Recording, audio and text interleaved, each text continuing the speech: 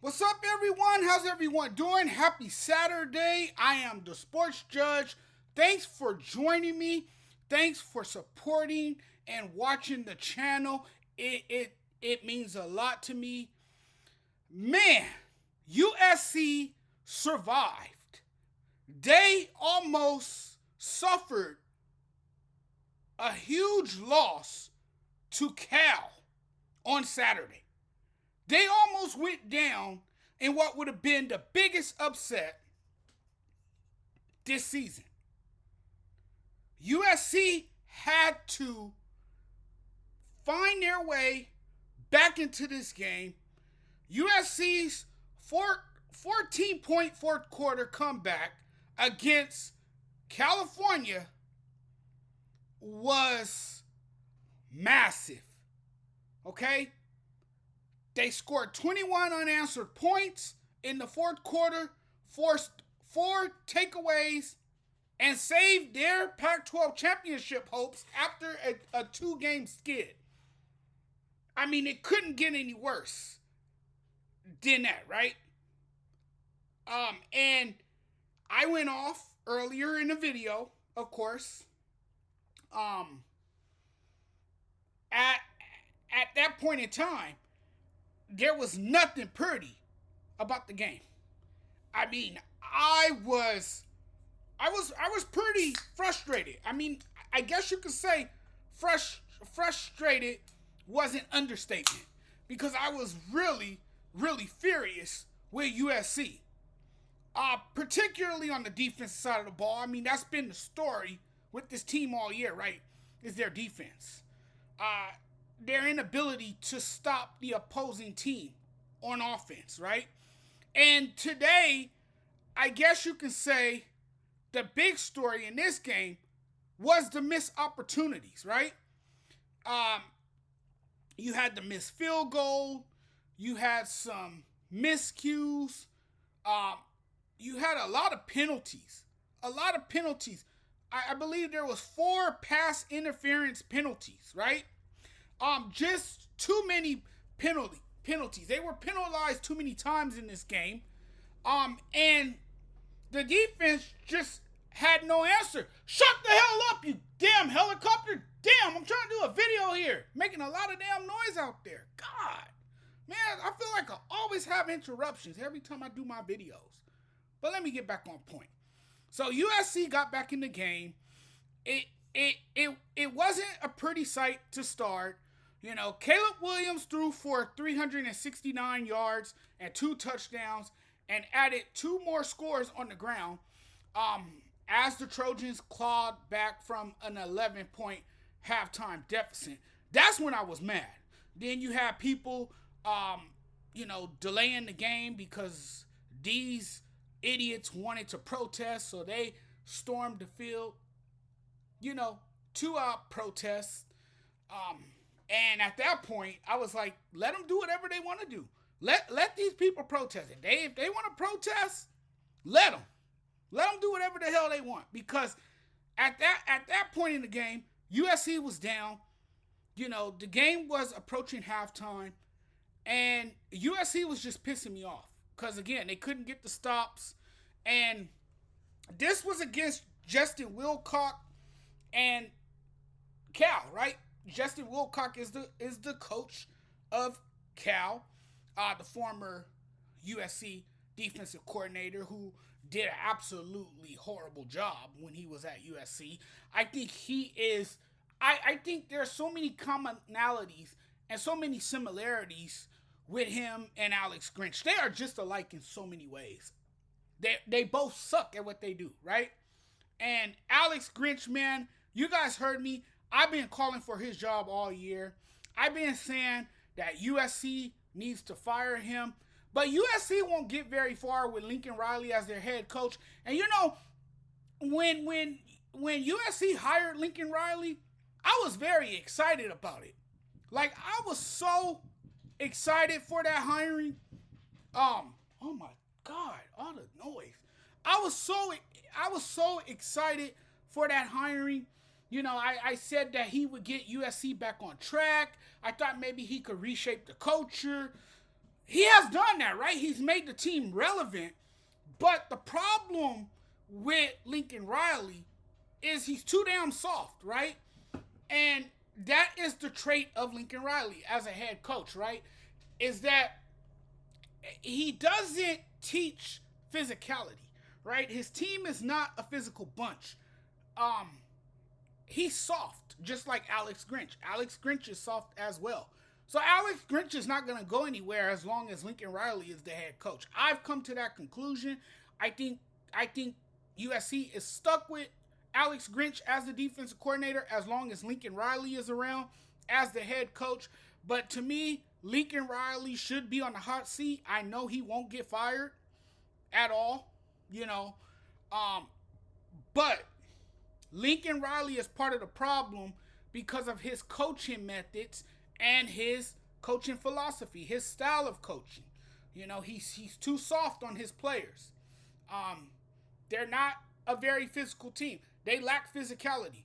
And he doesn't really put an emphasis on the defensive side of the ball. We saw that today. So in this game, there was a comedy of errors. The first half was an absolute nightmare for the Trojans. They just looked lethargic. They looked bad, particularly on the defense side of the ball. And I feel like they just couldn't find themselves. And you saw the worst Russian defense feast on a lot of USC's mistakes. Cal ran for 177 yards in the first half, easily eclipsing USC's average of 164.3 rushing yards allowed entering the game. And so, it was just that kind of day. And Alex Grinch gathered the defense on the sideline and tore into them. This has been an embattled group. He was yelling and waving his arms. He knows that people has been on his ass, about how bad and how poorly this defense has played, So, he knows. And there's times that USC's defense, our offense looked putrid, but USC, man, they was able to really get back into the game in the second half. And that was the difference.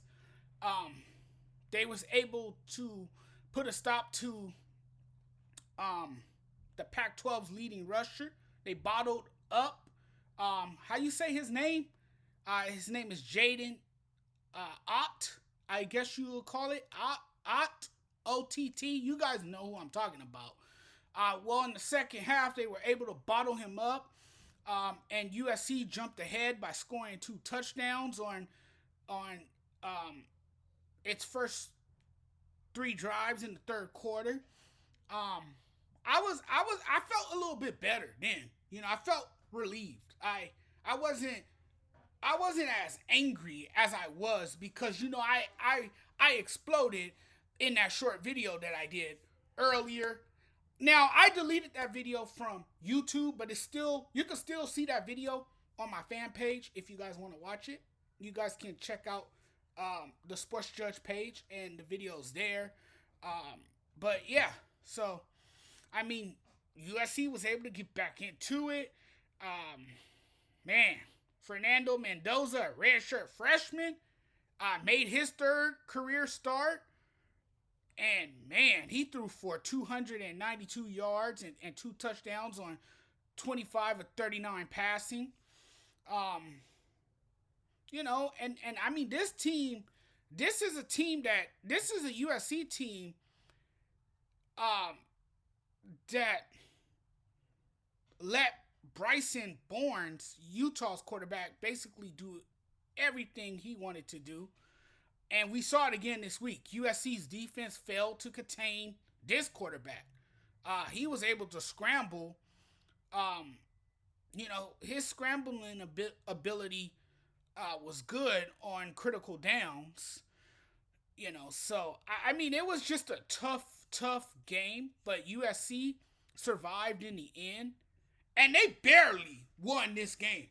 I mean, I thought that USC was buried. I really thought they were done. I really thought their day was finished. I didn't think they had it in them, but USC, in order to win football games, in order to be successful, USC basically has to put up video game numbers. Okay? They have to put up Madden type numbers in a college football game to outscore their opponents and win, because their defense is not going to make stops unless they are able to get takeaways like we saw today. If USC's defense can get takeaways and give the ball back to the offense, then that's a different story.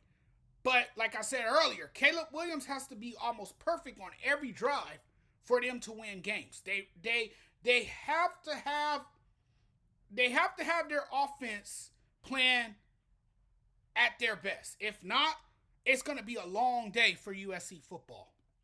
And we saw that again. So they basically win games by outscoring their opponents and putting up big numbers in football games. We've seen that. We've seen that all season long. But does this team look like a top 25 team in college football? Absolutely not. Do this team deserve to fall out of the polls, the rankings? Absolutely. They do. Do they look like a title contender? Hell no, they don't. They don't at all. They look like frauds. They are, to me, and I hate to say this because I'm a USC fan. I love my team. Let me tell you. But they are clearly the most overrated team in college football.